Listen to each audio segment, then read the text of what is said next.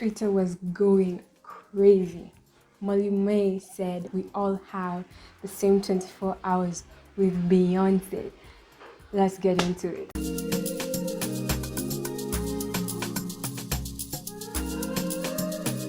So, I'm not on Twitter, but this story went so far to the point that I was just seeing YouTube videos about this. I was seeing memes about this. Instagram was all about this. Everything was about this. The thing is, if you don't know the story, is that Molly Mae said that we all have the same 24 hours in a day, like Beyonce. Beyonce has the same 24 hours in a day that we do. You're given one life and it's down to you what you do with it. Meaning that we all have the same privilege. You have the same privilege of time. Theoretically, that makes sense. But the reason Twitter was going so hard, I don't know if it's because people really, maybe it's because she's an influencer or something like that. But to be honest, I don't think it has anything to do with an influencer. I think if Beyonce said the same exact thing, people would be like, oh yeah, we all have 24 hours in a day. This thing has been repeated so many times. Almost all the motivational speakers are out here. That's all they say, like, you have the strength, you have two legs, you have two arms, you have the mind of a thinker, all in your brain. And I think that's what she was trying to portray. That's what she was trying to say, is that she worded it wrong. But from the beginning, I've always had a problem with motivational quotes. And this is why. Okay, let me not say every motivational quote, but like trending ones, the ones that you're being told to get out of your butt, to work hard. It's all in your head. Get rid of this mentality and that mentality. The truth is, at the end of the day, so many people live different lives, were born in different circumstances. When I went to the US, I saw how easy it was to get a job.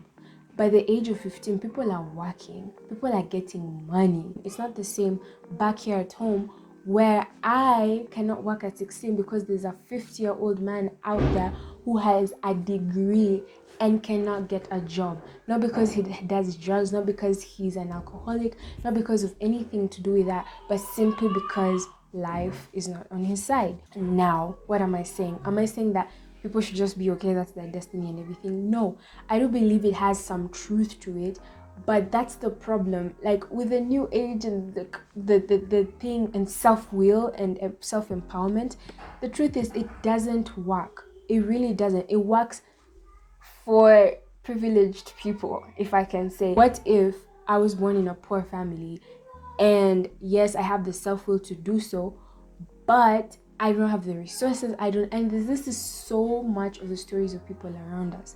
So I usually find it very, very, very discouraging if I was in that situation and somebody's like, oh, it's all in your mind, meaning that it's all you.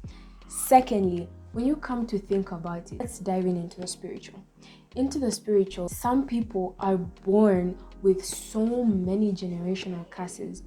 What does generational curses mean? Some covenants that were made that their ancestors did, or it's the sin of their ancestors gradually got into their grandkids and the grandchildren and grandchildren. That's why you find, like, maybe if somebody's family line, the great grandfather was abusive, the grandfather was abusive, the father is abusive, the son is abusive. This is a generational curse, and I'm not saying that this is an excuse for them, but usually it's a curse. And even in the physical, whatever the son has seen the father do, he's automatically gonna do.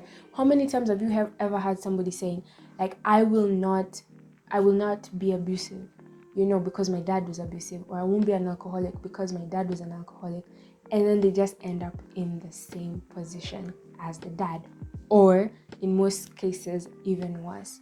So what I'm saying is, this self-help books, this self-help empowerment things, they're for the privileged in every aspect. Yes, we have 24 hours, but each of us in this 24 hours, there's somebody who doesn't have a leg, there's somebody who has cancer.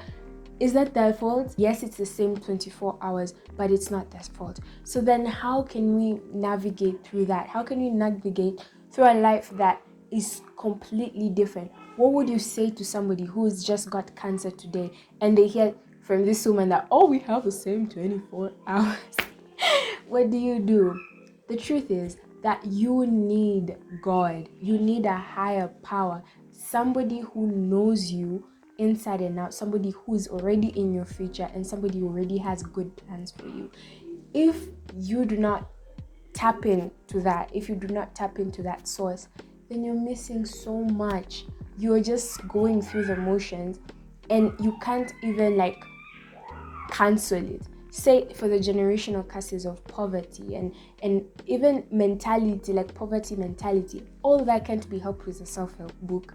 You actually need a renewal of your mind to get rid of all the things, evil things that you've learned about life, and that can't be done by yourself.